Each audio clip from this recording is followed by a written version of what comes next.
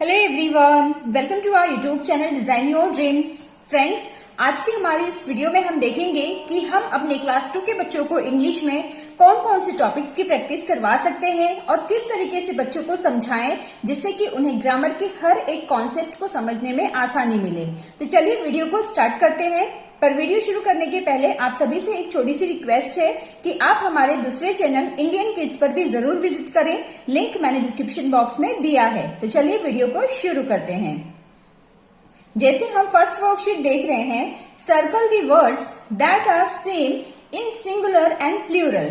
यहाँ पर कुछ नाउन यानी कि कुछ वर्ड्स लिखे गए हैं। इसमें कुछ ऐसे वर्ड्स भी हैं जिसे सिंगुलर और प्लूरल यानी कि एक वचन और बहुवचन दोनों ही केसेस में सेम स्पेलिंग होती है, उसमें कोई भी चेंजेस नहीं होता। तो वो कौन कौन से वर्ड्स हैं? जैसे राइस, राइस सिंगुलर और प्लूरल दोनों ही केस में हम राइस ही बोलते हैं, तो राइस को हम सर्कल करेंगे। शिप, न्यूज, न्यूज को भी हम सिंगुलर और प्लूरल दोनों ही केस में सेम यही बोलते हैं, तो इसे भी हम सर्कल करेंगे। शुगर, डियर एंड मोस। ओके, तो ये कुछ ऐसे वर्ड्स हैं जिसे सिंगुलर यानी कि एक वचन और बहुवचन दोनों ही केसेस में यही प्रोनाउंस किया जाता है, यानी कि इसकी जो स्पेलिंग होती है इसमें कोई भी चेंजेस नहीं होते।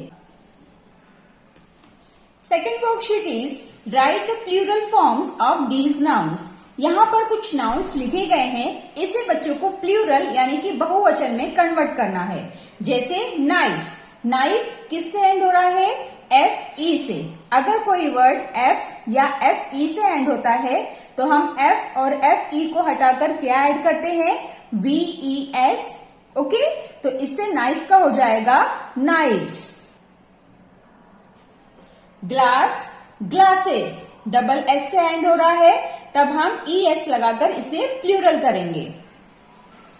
Puppy, puppies.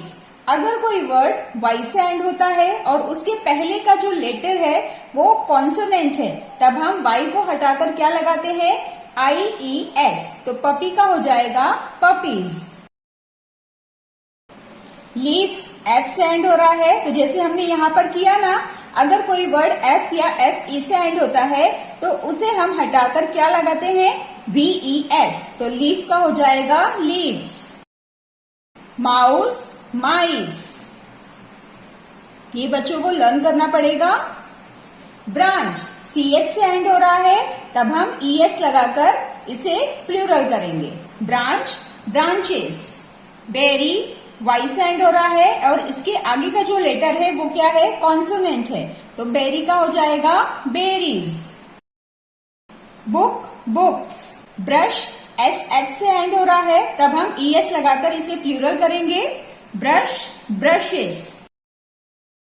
Child, children. City, cities.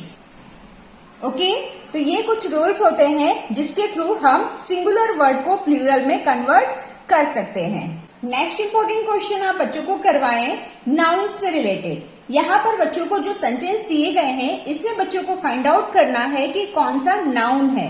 Noun यानी name of person, place, things and animals. जैसे फर्स्ट सेंटेंस हम देखेंगे, my computer is on the table. तो यहाँ पर कंप्यूटर और टेबल क्या है? नेम ऑफ थिंग है, तो इसे हम सर्कल करेंगे।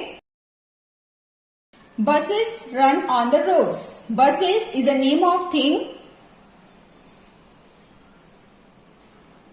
and road is a name of place. Raj is an intelligent boy. Raj is a name of person. Boy is a name of person. The lion killed the deer. तो यहाँ पर lion और deer दोनों को हम circle करेंगे because it's a name of animals. New Delhi is the capital of India. So यहाँ पर नाउन कौन कौन से हैं? New Delhi and India. Both are name of place. Chair is made of wood.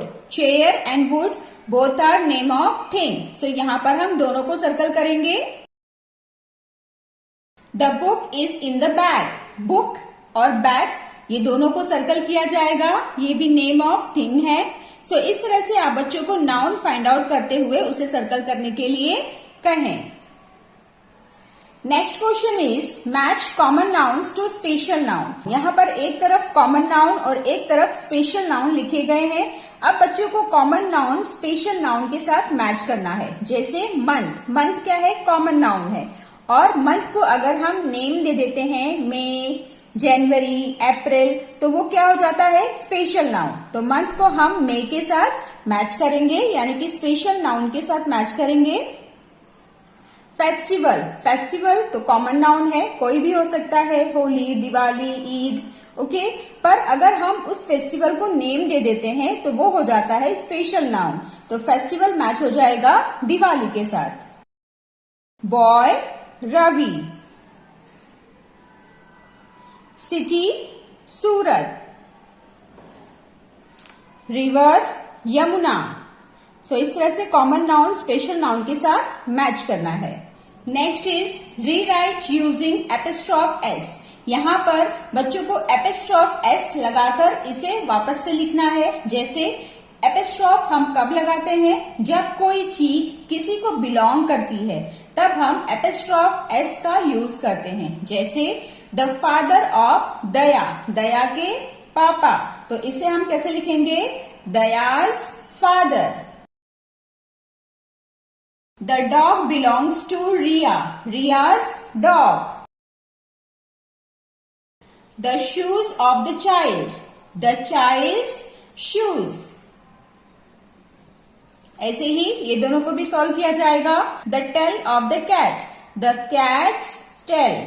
The sister of Ali, Ali's sister, okay. Next important question is related to articles. यहाँ पर बच्चों को आर्टिकल्स का यूज करते हुए ए और एन लगाना है। तो इसे आप बच्चों से कहें कि अगर कोई वर्ड का starting sound vowel letter A, E, I, O, U का आता है, तो उस वर्ड के आगे उन्हें आर्टिकल एन का यूज करना है। और अगर कोई वर्ड का स्टार्टिंग साउंड कॉन्सोनेंट का आता है, यानी व्यंजन का आता है, तो उस वर्ड के आगे उन्हें आर्टिकल ए लगाना है। जैसे I saw dash lion at the zoo. तो लॉयन जब हम बोल रहे हैं तो स्टार्टिंग साउंड क्या आ रहा है? एल, यानी कि ल का साउंड आ रहा है, जो कि एक कॉन्सोनेंट है। तो यहां पर हम आर्टिकल ए लगाएंगे। I am dash student of class 2। तो यहाँ पर स्टूडेंट स का साउंड आ रहा है, यानी कॉन्सोनेंट, तो यहाँ पर भी आर्टिकल ए लगेगा। My mother is dash artist. Artist में फर्स्ट साउंड क्या आ रहा है? आ, यानी कि वॉवल का साउंड आ रहा है, तो यहाँ पर हम लगाएंगे एन आर्टिस्ट।